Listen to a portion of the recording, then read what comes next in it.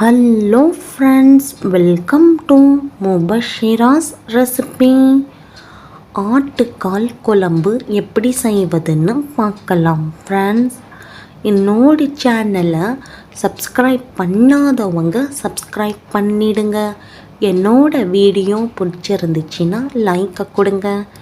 என்னோட வீடியோ நல்லா இருந்துச்சுன்னா மறக்காமல் கமெண்ட் பாக்ஸில் போய் கமெண்ட் பண்ணுங்கள். கூட இருக்கிற பெல் பட்டனை கிளிக் பண்ணிவிடுங்க. அப்போ தான் நோட்டிஃபிகேஷன்ஸில் உங்களுக்கு என்னோட வீடியோஸ் எல்லாம் வரும். உங்களுக்கு என்னோட குக்கிங் வீடியோஸ் ஏதாச்சும் யூஸ்ஃபுல்லாக இருந்துச்சுன்னா நீங்கள் பார்க்கலாம் இல்லையா. ஆட்டுக்கால் குழம்பு எப்படி செய்வதுன்னு பார்க்கலாம் ஃப்ரெண்ட்ஸ். வாங்க ஃப்ரெண்ட்ஸ் பார்க்கலாம். ஆட்டுக்கால் குழம்பு செய்கிறதுக்காக முதல்ல ஒரு ஆட்டோட காலை க்ளீன் பண்ணி மீடியம் சைஸ் அளவில் கட் பண்ணி ஒரு ஸ்பூன் மஞ்சள் தூளும் தேவையான அளவு உப்பு ஆட் பண்ணி நல்லா மிக்ஸ் பண்ணி சுடு தண்ணியை ஆட் பண்ணி அரை மணி நேரம் வரைக்கும் ஆட்டுக்காலை சுடு தண்ணியோடு ஊற வச்சு அதுக்கப்புறமா தண்ணியால் நல்லா கழுவி எடுத்து வச்சுக்கோங்க. ஆட்டுக்காலை மீடியம் சைஸ் அளவில் கட் பண்ணி எடுத்து வச்சுக்கோங்க. எதனால் ஆட்டுக்காலை மீடியம் சைஸ் அளவில் கட் பண்ணணுன்னா ஆட்டுக்கால் வேகிறதுக்கு டைம் எடுக்கும். மீடியம் சைஸ் அளவில் கட் பண்ணி வேக வச்சிங்கன்னா சீக்கிரமாக வெந்துடும். அதனால் இப்போது ஆட்டுக்கால் குழம்பு செய்கிறதுக்காக முதல்ல ஆட்டோட காலை குக்கரில் வேக வைக்கணும். அதுக்கு அடுப்பில் குக்கரை எடுத்துக்கோங்க. ஆட்டுக்காலை குக்கரில் ஆட் பண்ணிக்கோங்க. க்ளீன் பண்ணி வச்சுருக்கிற ஆட்டுக்காலை குக்கரில் ஆட் பண்ணிக்கோங்க. இப்போது மசாலாஸ் எல்லாம் ஆட் பண்ணிக்கலாம். அரை ஸ்பூன் மிளகாய்த்தூள் ஆட் பண்ணிக்கோங்க. 1/4 ஸ்பூன் மஞ்சள் தூள் ஆட் பண்ணிக்கோங்க. தேவையான அளவு உப்பு ஆட் பண்ணிக்கோங்க. 2 டேபிள் ஸ்பூன் அளவுக்கு எண்ணெயை ஆட் பண்ணிக்கோங்க. ஆட்டுக்கால் முழுங்குற அளவுக்கு தண்ணியை ஆட் பண்ணிக்கோங்க. நான் 3 கிளாஸ் தண்ணியை ஆட் பண்ணிக்கிட்டேன். ஆட்டுக்கால் முழுங்குற அளவுக்கு தண்ணி ஆட் பண்ணிக்கோங்க. அப்போ தான் ஆட்டுக்கால் சீக்கிரமாக வேகும். தண்ணியெல்லாம் ஆட் பண்ணிவிட்டு கைவிடாமல் கரண்டியால் மிக்ஸ் பண்ணி விட்டுக்கோங்க. நான் ஸ்பூனால் மிக்ஸ் பண்ணிக்கிட்டேன். இப்போது குக்கரோட மூடியை மூடி விசில் போட்டு மிதமான சூடில் 8 விசில் வரைக்கும் ஆட்டுக்காலை வேக வச்சுக்கணும். 8 விசிலுக்கு அப்புறமா ஓப்பன் பண்ணி பார்க்கலாம். அது வரைக்கும் ஆட்டுக்கால் குழம்புக்கு தாளிச்சிடலாம். அதுக்கு அடுப்பில் கடாய் எடுத்துக்கோங்க. 3 டேபிள் ஸ்பூன் அளவுக்கு எண்ணெய் ஆட் பண்ணிக்கோங்க. எண்ணெய் நல்லா சூடானதும் அடுப்பை ஸ்லோவில் வச்சுக்கோங்க. ஒரு பிளேட்டில் 4 பிரியாணி இலை, ஒரு பட்டையை 4 துண்டாக கட் பண்ணி எடுத்து வச்சுருக்கிறேன். 7 கிராம்பு, 7 ஏலக்காய், கொஞ்சமாக கல்பாசி, 3 நட்சத்திர சோம்பை ஒரு பிளேட்டில் எடுத்து வச்சுருக்கிறேன். எண்ணெயில் ஆட் பண்ணிக்கோங்க. ஆட் பண்ணிவிட்டு மிதமான தீயில வறுத்துக்கோங்க. கைவிடாமல் கரண்டியால் நல்லா மிக்ஸ் பண்ணி விட்டுக்கோங்க. அடுப்பை ஸ்லோலையே இருக்கட்டும். இப்போது 2 வெங்காயத்தை சின்ன சின்னதாக கட் பண்ணி ஒரு பிளேட்டில் எடுத்து வச்சுருக்கிறேன். அதோடு சேர்த்து தேவையான அளவு ஃப்ரெஷ்ஷான கருவேப்பிலையை பிளேட்டில் எடுத்து வச்சுருக்கிறேன். 3 பச்சை மிளகாவை சென்டரில் நீளமாக கீறி ஒரு பிளேட்டில் எடுத்து வச்சுருக்கிறேன். எல்லாத்தையுமே சேர்த்து எண்ணெயில் ஆட் பண்ணிக்கோங்க.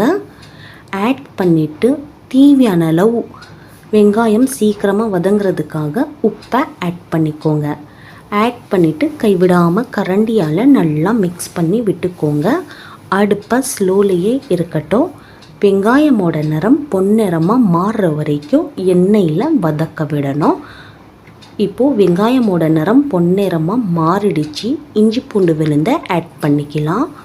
நான் 2 டேபிள் ஸ்பூன் அளவுக்கு இஞ்சி பூண்டு விழுந்தை ஆட் பண்ணிக்கோங்க.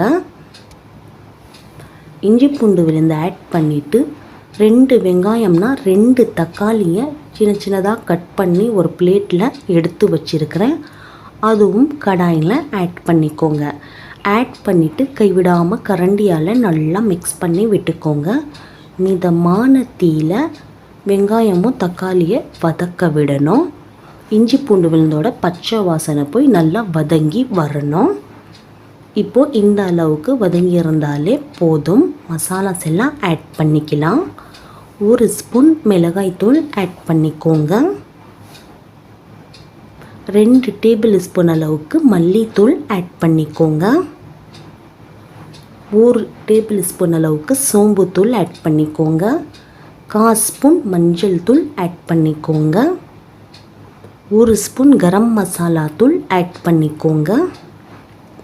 1 ஸ்பூன் மட்டன் மசாலா தூள் ஆட் பண்ணிக்கோங்க. 1 ஸ்பூன் ஜீரகத்தூள் ஆட் பண்ணிக்கோங்க. ஆட் பண்ணிவிட்டு கைவிடாமல் கரண்டியால் நல்லா மிக்ஸ் பண்ணி விட்டுக்கோங்க. மசாலாவோட பச்சை வாசனை போய் எண்ணெய் எல்லாம் பிரிஞ்சு வெங்காயமும் தக்காளியும் நல்லா வதங்கி வரணும். அது வரைக்கும் மிதமான தீயில வேக வச்சுக்கோங்க.